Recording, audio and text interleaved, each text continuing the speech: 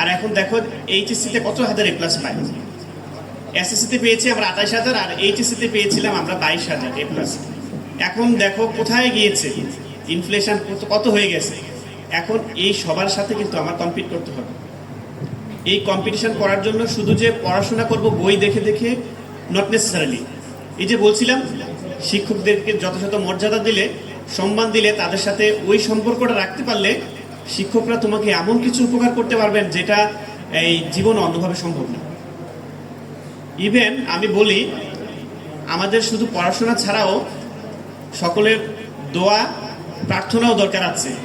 না হয় কিন্তু এই ভালো, এই যে বললাম যে এই পথটা অনেক কঠিন, এই কঠিন পথটা কঠিন হয়ে যাবে যদি তুমি এই সাইডের যে আমার অন্যান্য যে আমরা যেটা বলি এটা সিস্টেমেটিক কিছু সুবিধা, এই সুবিধাটা পাওয়ার জন্য তখন অবশ্যই তোমাকে ভালো স্টুডেন্ট হতে হবে। ভালো বলতে বোঝাচ্ছি নট নেসেসারিলি ভালো স্টুডেন্ট মানে ভালো পড়াশোনা করলাম এটা না, তোমাকে আদার্স যে কোয়ালিটিসগুলো আছে সেটাও আমাকে অ্যাচিভ করতে হবে।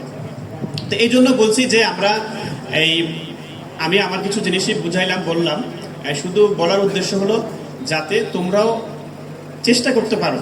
এখন থেকেই সময় আছে যে এই সময়টাকে আমি কাজে লাগাবো। আমি কি ঢাকা বিশ্ববিদ্যালয়ে পড়বো, রাজশাহী বিশ্ববিদ্যালয়ে পড়বো, যেখানেই হোক, পাবলিক ইউনিভার্সিটিগুলোতে পড়বো, আমি মেডিকেলে পড়বো, ইঞ্জিনিয়ারিংয়ে পড়বো।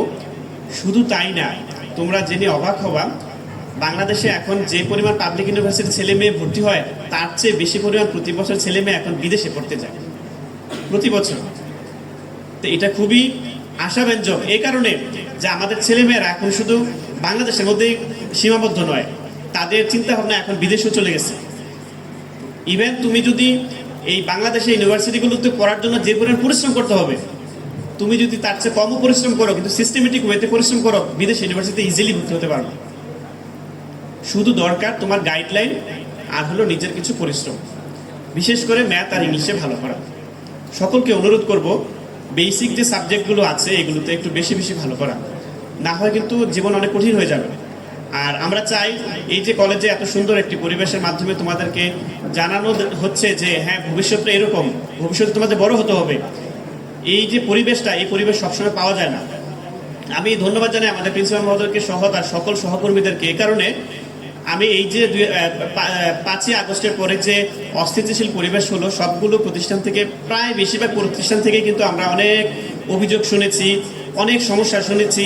ছাত্রছাত্রী, শিক্ষক অনেক ধরনের অভিযোগ শুনেছি, কিন্তু আমরা এই দেওগাঁও বকুলতলা ডিগ্রি কলেজ নিয়ে কোনো অভিযোগ শুনি নাই। তার মানে এই পরিবেশটা এখানে অনেক সুন্দর একটা পরিবেশ আছে। তো আমি চাই এই পরিবেশটাতে যাতে আমরা সুন্দর করে পড়াশোনা করে সবাই প্রকৃত মানুষ হিসেবে গড়ে ওঠে, আমার যার যার লক্ষ্য আছে এই লক্ষ্যকে আমরা বাস্তবায়ন করতে পারি। আরও একটি কথা বলবো, সেটি যে আমাদের আরেক শিক্ষক বলছিলেন, আমাদের যে খুব বেশি আমরা যাকে খুব বেশি মোটিভেশনাল স্পিকার হিসেবে মানতাম বা মানি, সেই এপিজে আবুল কালাম আজাদ, যে ভারতের প্রয়াত রাষ্ট্রপতি এবং মিসাইল ম্যান বলা হয়, যে ভারতের পারমাণবিক বোমার যে জনক তাকে বলা হয় আর কি, এপিজে আবুল কালাম আজাদ। তো তাকে নিয়ে আমি ইন্টারমিডিয়েটে অনেক পড়াশোনা করেছি। আমার মনে হয় কি আমার জীবনের যত বেসটা যেটা হয়েছে সেটি ইন্টারমিডিয়েটে আমি টিউশনি করাতাম। টিউশনি করে আমরা প্রতি মাসে আমি লিখে রাখতাম কি কি বই কিনবো। যে প্রতিটা দেখো এখন অনেক লেখকের নাম শুনবা যে ইন্টারমিডিয়েটের বইগুলোতে আছে, প্রত্যেকটা লেখকের কিছু গুরুত্বপূর্ণ বই আছে। এবার কাজী নজরুল ইসলামই হোক, রবীন্দ্রনাথই হোক, ওয়ালিউল্লাহই হোক, সবার নামে আছে, শামসুর রহমানই হোক। তো এই যে তাদের কিছু গুরুত্বপূর্ণ লেখা আছে, আমি এটা লিস্ট করে রাখতাম আমরা, যে যখন টিউশনে টাকা পাবো তখন এই বইগুলো কিনবো। আমার মনে আছে আমার অনেকগুলো বই হয়ে গেছিলো এভাবে কিনতে কিনতে, সবগুলো বই পড়তাম। তো বলার তার মধ্যে এপিজে আবুল কালাম আজাদের অনেকগুলো বই ছিল, আমাদের ইগনিটেড মাইন্ডস ছিল, উইংস অফ ফায়ার ছিল, তারপরে যে আরেকটা নতুন একটা বই ছিল 2012-তে বের হয়েছিল। তো এই বইগুলো আমরা পড়তাম। তো একটা বইয়ের একটা জাস্ট আমি তোমাদের উদ্দেশ্যে 4টা লাইনের ডেফিনেশন এখানে বলছিল আর কি, ওনার একটা ইয়া দিয়েছিল সাক্ষাৎকার একটা ওয়ার্টন নলেজের মধ্যে এখানে। তো ওনাকে জিজ্ঞেস করছিল যে নলেজের ডেফিনেশন কি। তো ওনার অনেক সুন্দর করে 4 লাইনের একটা ডেফিনেশন বলছিল। ইভেন আবার ওনার ছাত্রছাত্রীদেরকে এটা আবার শোনাইছে এবং তাদেরকে দিয়েও আবার আবৃত্তি করাইছে কি জিনিস এটা। আমি একটু বলি সবাইকে, সবাই শুনি মনোযোগ দিয়ে। সেটি হলো, ওনায় বলছে, learning uses creativity, creativity leads to thinking, thinking provides knowledge and knowledge makes you great, আমি বুঝাই বলি আরো, আমরা যে পড়াশোনা করছি, এই যে লার্নিং, আমরা যে পড়াশোনা করি, যদি বেশি বেশি পড়াশোনা করতে পারি, সেই ওনায় সুন্দর করে আবার বুঝাইছিল আর কি, যে সেটি হলো যদি বেশি পড়াশোনা করতে পারি, লার্ন করি, তাহলে আমরা অনেক ক্রিয়েটিভ হব। তাই না? আসলে তো তাই। আমি না জানলে তো ক্রিয়েটিভ হতে পারবো না, এই জন্য আমার পড়াশোনা করতে হবে। পড়াশোনা করলে আমরা ক্রিয়েটিভ হব। আবার বলছে যারা ক্রিয়েটিভ হয় তাদের কি হয়, যে ক্রিয়েটিভিটি লিডস টু থিঙ্কিং, অর্থাৎ যারা ক্রিয়েটিভ হয় তাদের এই যে নলেজ, থিঙ্কিং পাওয়ারটা অনেক বেশি হয়, তারা অনেক ইনস অ্যান্ড আউটস, অনেক চিন্তা ভাবনা করতে পারে, কারণ তারা ক্রিয়েটিভ। আবার যারা থিঙ্কিং বেশি হয়, থিঙ্কিং প্রোভাইডস নলেজ, যারা অনেক বেশি চিন্তা করে। আমি যদি প্রতিটা ঘর, আমাদের যে এখন বইগুলোই আছে, যদি আমি আমার যে প্রশ্নগুলো আছে সেগুলো নিয়ে যদি অনেক চিন্তা ভাবনা করি, তাহলে আমি আস্তে আস্তে অনেক ইনস অ্যান্ড আউটস জানতে পারবো। জানলে তাহলে আমি এই যে বললাম যে ক্রিয়েটিভিটি লিডস টু থিঙ্কিং, এবং thinking provides knowledge, and knowledge makes you great. এবং যারা নলেজেবল হবে তারাই পৃথিবীতে গ্রেট হবে। তো আমরা চাই প্রতিটা মানুষ আমরা নলেজেবল হই এবং গ্রেট হই। গ্রেট হওয়ার অনেকগুলো মাহাত্ম্য আছে। গ্রেট মানে তারাই যারা শুধু নিজের জন্যই আর উপকারী না, অনেক মানুষের জন্য উপকারী। আমরা যাদের ভালো মানুষ মনে করছি, তারা এখন উপকারী শুধু তাদের নিজেদের জন্যই না, তারা নিজেরা প্রতিষ্ঠিত হয়েছে এই না শুধু, তারা সমাজের জন্য প্রতিষ্ঠিত, সমাজের অনেক উপকার হচ্ছে এটার মাধ্যমে। তো আমরাও চাই আমরা সবাই মিলে যাতে এই সুন্দর বাংলাদেশকে গড়ে তুলতে পারি। আমি তোমাদের উদ্দেশ্যে একটি বারবার এই কথা বলছি যে এখনই সময়, ছাত্রছাত্রীদের সময় তোমরা নিজেরাই দেখেছো, আমি ওই দিকে না যাই, আমি জাস্ট তোমাদের উদ্দেশ্যেই বলি, এখনই সময়, এই সময়টাকে কাজে লাগালেই আমরা পারবো আমাদের এই ভবিষ্যৎটাকে সুন্দর করার জন্য। না হয় অনেকেই অনার্স মাস্টার্স করে চাকরির জন্য অনেক ঘোরাঘুরি করবা। তোমাদের মধ্যে অনেক, এখানে আমি দেখেছি অনেক ভ্রান্ত ধারণা আছে যে টাকা পয়সা ছাড়া চাকরি হয় না, এটা আছে সেটা আছে।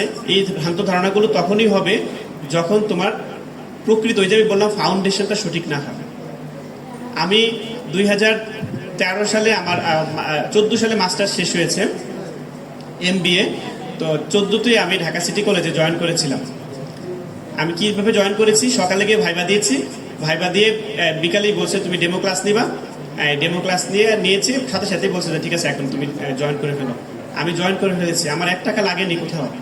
তারপরে আমি বাংলাদেশ ব্যাংকে ছিলাম, 2015তে জয়েন করেছি বাংলাদেশ ব্যাংকে, ঢাকা সিটি কলেজ থেকে লিভ নিয়ে।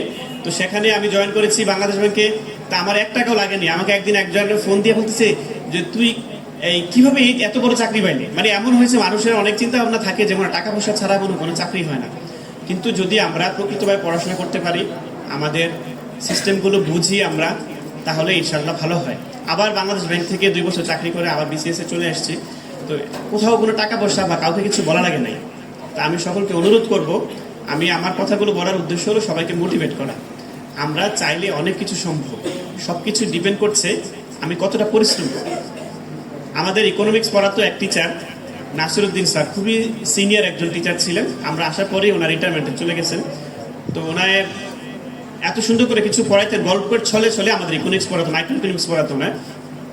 সেটি ছিল এরকম, একটা গল্প বলি শুধু, যে একজন রিক্সাওয়ালা যদি সিনসিয়ার হয় এবং পরিশ্রমী হয় এবং সে জানে কিভাবে টাকা ইনকাম করতে হয় এবং টাকা কিভাবে ব্যয় করতে হয়, তাহলে সে কখনোই গরিব থাকবে না।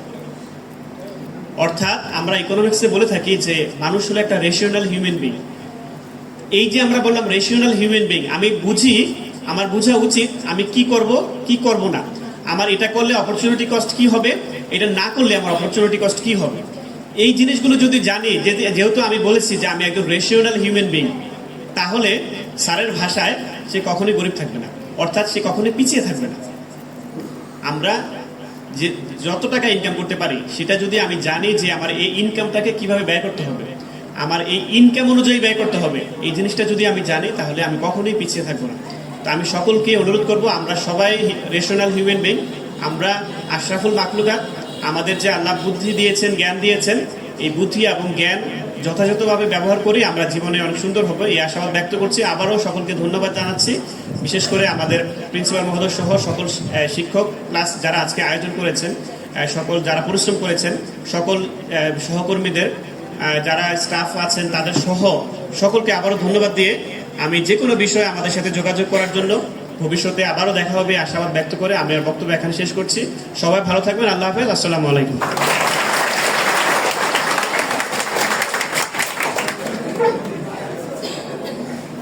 অনেক অনেক অনেক বেশি ধন্যবাদ। কলেজে যারা পড়াশোনা করতেছি তারা সকলেই এই একাদশ এবং দ্বাদশ শ্রেণীর মধ্যেই কিন্তু পড়ি। অতএব আমাদের শিক্ষা জীবনে এই সময়টা যে পার করতেছি এটা যে কতটা গুরুত্বপূর্ণ এবং মূল্যবান ওনার বক্তব্যের মধ্যে আমরা সেটা বুঝতে পারলাম। আমি আশা করি আমি সহ আমার সকল ভাই বোন এবং সহপাঠীরা এই একাদশ এবং দ্বাদশ শ্রেণীর শিক্ষার যে সময়টা এটা সৎ ব্যবহার করবে। সকলেই এই সময়টাকে এমনভাবে ব্যবহার করবে, উনি বললেন যে আজকে আমি এই স্থানে আছি, আমার থেকে বড় কোনো স্থানে তোমাদেরকে উঠতে হবে। আমি অবশ্যই প্রার্থনা করব তোমাদের জন্য যেন তোমরা সকলে এবং আমিও যেন উঠতে পারি, একটা ভালো চাকরি যেন আমিও পাই, যেন আমি আমার বাবা মার মুখে হাসি ফোটাতে পারি, সেই সাথে আমার প্রত্যেক শিক্ষকের যেন আনন্দ দিতে পারি, ওনারা যেন গর্ব করে বলতে পারে যে আমার কলেজের একজন শিক্ষার্থী আজকে এটা হয়েছে, আজকে ওটা হয়েছে, ওনাদের মুখে যেন এই কথাটা আমি শুনতে পাই। এবং সেই সাথে ওনাদের আশীর্বাদ, ওনাদের প্রার্থনা আমি কাম্য করি যেন আমরা ভবিষ্যতে সফল হই। আমি আবারও ধন্যবাদ জানাই ওনাকে ওনার মূল্যবান উপদেশ দেওয়ার জন্য। আমি এবারে অনুরোধ জানাবো অত্র কলেজের প্রিন্সিপাল